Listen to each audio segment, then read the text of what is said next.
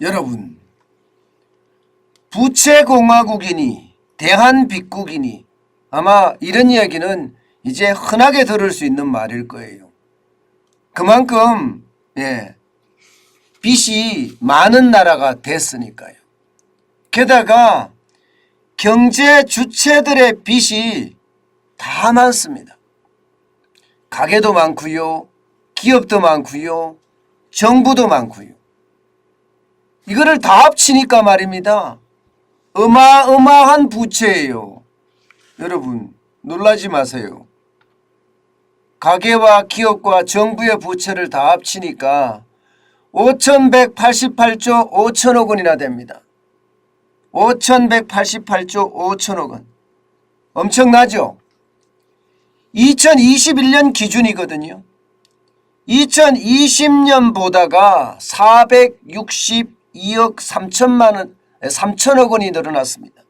462억 3천억 원이요.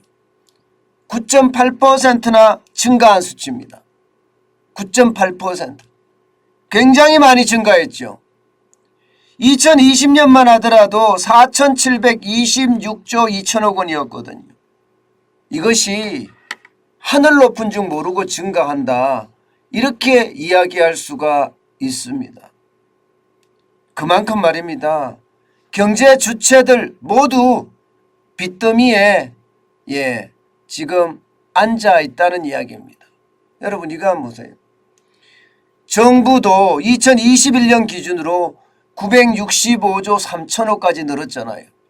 2018년만 하더라도요 680조 5천억 원, 그 이전 박근혜 정부 때만 하면 600조밖에 되지 않습니다. 600조. 이것이 지금 2021년 기준으로 965조 3천억 원이지만 올해 현재 기준으로 보면 1075조까지 늘었죠. 정부 부채가 어마어마하게 늘었습니다. 가계부채도 마찬가지입니다. 가계부채도 2018년까지 1536조 7천억 원에서요 지금은 1862조 1천억까지 늘었습니다. 이게 여러분 문재인 정부의 경제 정책이 얼마나 실패했는지를 보여주는 단적인 예예요. 모두가 부채로 지금 성장했다는 거잖아요. 소득주도 성장 정책이 완전히 망쳤어요. 가게만 망친 게 아닙니다. 기업도 보세요. 기업도 2018년 1811조 2천억 원이 지금 2021년이요 2361조 1천억까지 늘었습니다. 2361조 1천억 원. 그러니까 가게든 기업이든 모두가 부채주도 성장이라는 뜻이에요. 부채주도 성장. 그도 그럴 것이 말입니다. 문재인 정부는 기업을 적폐 세력 삼아서 그야말로 못살게 굴었습니다. 최저임금은 40%가 넘게 올렸죠. 여기다 주 52시간제는 도입해서 기업의 부담 엄청나게 줬지요. 세제 혜택은 세제 혜택대로 다 줄였죠. 법인세는 법인세대로 올렸죠. 기업에 대한 비용이 늘어난 것은 한두 개가 아닙니다. 심지어 중대재해기업처벌법 같은 경우는요 기업에서 사망사고가 일어날 경우에 말입니다. 사망사고가 일어날 경우에 최고경영자도 처벌하는 그런 법안까지 장난 아닙니다. 기업에 부담 주는 것은 문재인 정부가 단연 최고라고 이야기할 만큼 부담이 엄청났습니다. 그러다 보니까 부채 보세요. 5,188조 5천억 원이에요. 5,188조 5천억 원. 그런데 여러분 여기도 부채가 포함이 안 된 게 있죠. 여기도 연금충당 부채 지금 포함 안 됐잖아요. 그죠? 연금충당 부채 5,188조 5천억 원에서 연금충당 부채 그냥 작게 잡아서 1,000억만 잡더라도요. 1,000조만 잡더라도 6,188조 5천억 원입니다. 그죠? 여기에다가 공기업 부채 적어도 550조는 잡아야 됩니다. 550조. 550조를 잡으면 말입니다. 6,700 와우 이거 엄청나네요. 6,738조 5천억 원. 6,738조 5천억 원. 완전 대한빅국 맞죠? 6,738조 5천억 원이면 나라가 거의 빚으로 거의 뭐 똘똘 뭉쳤다 이렇게 이야기해도 과언이 아닙니다. 그만큼 빚이 어마어마한 수준으로 지금 늘고 있다는 사실입니다. 문제는 여러분, 문제는 만약에 말입니다. 지금 금리가 세 차례 올렸잖아요. 작년 8월에 0.25% 올리고요.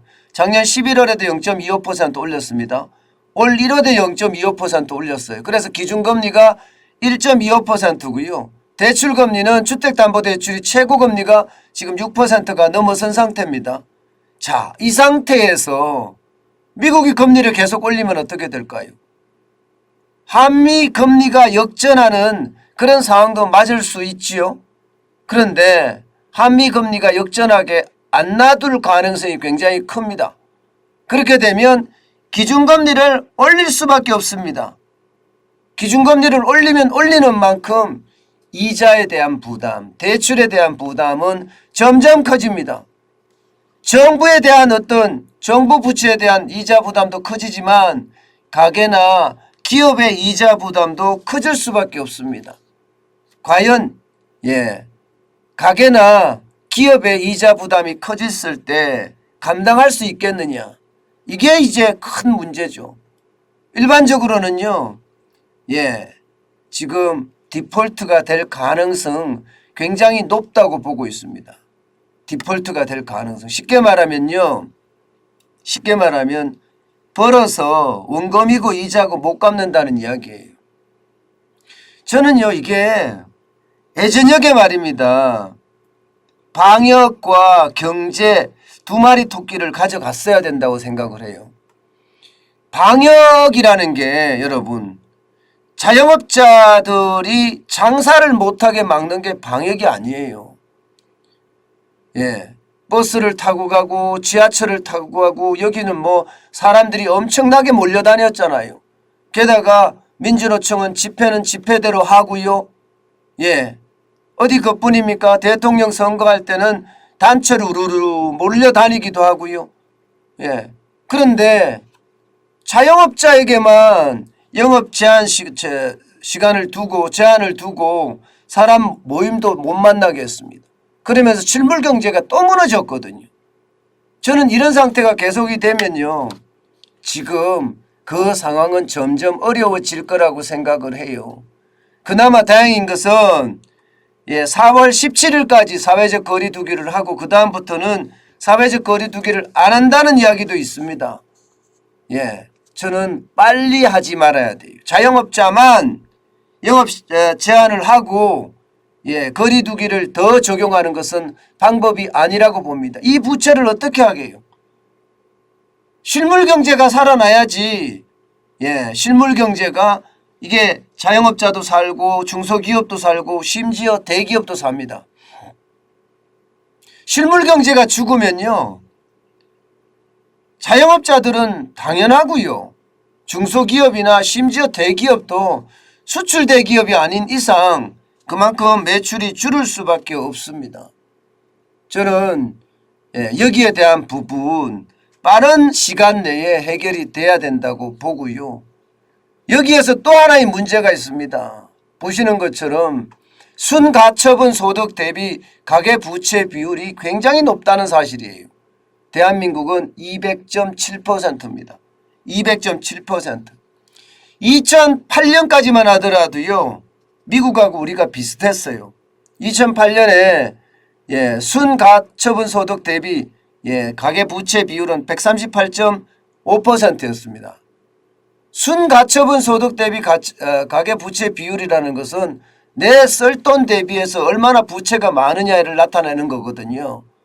그런데 그 당시 미국도 2008년이요 137.5%였거든요. 그런데 지금은 굉장히 바뀌었습니다. 미국은요 104.6%로 뚝 떨어졌어요. 가처분 소득 대비 가계 부채 비율이 우리는 엄청나게 올라갔고요. 거의 한 60% 이상 올라갔잖아요. 62.2%나 올라갔잖아요. 그래서 200.7%까지 올라갔으니까 이게 충격의 도가 저는 더 커질 수 있다고 생각을 합니다. 순가처분 소득 대비 가계 부채율이 높다는 것은 여러분 부채를 갚기가 힘들다는 의미예요. 점점 부채를 갚기가 힘들어진다는 의미예요. 그만큼 말입니다. 부채의 어떤 부담감이 커진다는 이야기고요. 여기에다가 속도는 또 얼마나 빠릅니까? 가계 부채 비율의 어떤 증가 속도도 크지만 국가 부채 증가 속도 보세요, 여러분. 대한민국 15.4%포인트나 앞으로 2026년까지 올라간다는 이야기. 15.4%포인트. 가장 높습니다. 15.4%포인트가 올라가면 66.7%가 됩니다. 66.7%. 2022년 현재 55.1%가 될 가능성이 굉장히 크다. 지금은 50.1%죠. 이게 이제 2026년 가면 66.7%까지 늘어난다. 그러면 부채의 어떤 증가 속도가 굉장히 빠릅니다. 체코는 8.7%, 벨기에 6.3%, 싱가포르 6%입니다. 홍콩도 3.8%예요. 35개국 평균이 마이너스 3%고요. G7은 마이너스 3.2%입니다. 그런데 대한민국은 15.4%포인트가 계속해서 늘어난다는 것. 이것은요, 나라 부채가 앞으로도 늘어난다는 거예요. 앞으로도. 이게 여러분, 문재인 정부가 모든 걸 제도화 시켜버렸습니다. 공영 여당의 어떤 기세를 믿고 모든 걸 법으로 다 통과를 시켜놨기 때문에 이거 계속 돈이 나가야 됩니다. 그런데 한번 돈 나가던 게 여러분 안 나가잖아요. 이것은요 표를 다 깔아먹는 일이기 때문에 정치인들은 이런 역할을 못합니다. 그만큼 말입니다. 나라가 심각하게 된다는 이야기예요. 그렇게 되면 여러분 부채에 대한 부담 앞으로도 굉장히 저는 커질 거라고 봅니다. 말이 5,200조지 여기에 연금 충당 부채하고 공기업 부채까지 포함하면 거의 6,700조 6,700조가 넘는 이 부채를 도대체 어떻게 감당하겠습니까? 게다가 국가 부채 비율은 계속 늘어나고 그에 따르는 국가 신용 등급에 대한 위험성까지도 존재한다. 저는 이렇게 봅니다. 지금 늘어나는 속도가 굉장히 빠르고요. 그 중에서도 여러분 진짜 빠른 것은요. 이게 2021년에 5,188조 5천억까지 늘었다는 사실이에요. 이게 정부 부채도 가계 부채도 기업 부채도 저는 이 부채가 결국 말입니다. 우리 목에다가 칼을 갖다 대는 것과 다름이 없습니다. 그만큼 부채는요. 지금 우리한테 큰 아킬레스건이 될 가능성이 큽니다. 여러분 부채라는 게요. 이게 조금만 신경 쓰지 않으면요. 확 늘어나는 게 부채예요. 게다가 이게 욕심이 생기잖아요. 욕심. 지금 문재인 정부 같은 경우도 좌파 정권을 20년 100년 가져가겠다면서 돈을 5년 동안 계속 뿌린 결과 이렇게 된 거 아니에요. 게다가 방역 정책을 쓰면서 통제 방역 중심으로 갔기 때문에 이런 문제가 생겼잖아요. 이게 자영업자만이 피해를 입을 수 있는 실물 경제가 완전히 박살날 수 있는 그런 조치만 아니었다면 아마 부채가 이 정도까지는 안 늘어났을 가능성이 큽니다.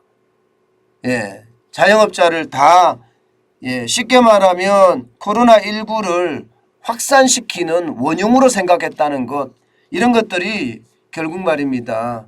부채를 이렇게 증가시켰습니다. 저는 이 부채를 갚으려고 하면요. 아마 모두가 다 고통을 겪을 겁니다. 그만큼 말입니다. 금리는 올려야 될 거고요. 거기에 따르는 결국 세금도 올려야 되는 그런 최악의 상황, 아마 여러분들이 앞으로 겪게 될 상황입니다. 참 그거를 생각하면 안 그래도 돈 벌기가 너무너무 힘든 세상에서, 그죠? 예, 이게 세금도 많이 낸다고 생각을 하면 벌써부터 두려움이 앞섭니다. 참 답답한 현실이네요.